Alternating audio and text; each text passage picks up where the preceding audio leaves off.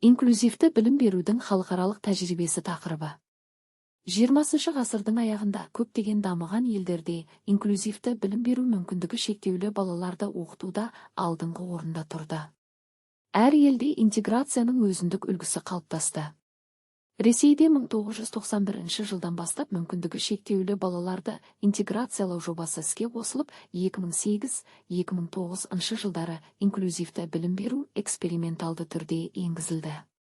Швецияда ерекше қажеттіліктері бар балалар қарапайым сыныптарда оқып, арнайы педагогтардың көмегін алады. Францияда дамуында ауытқулары бар балаларға білім берудің 4 түрлі нұсқасы қарастырылған.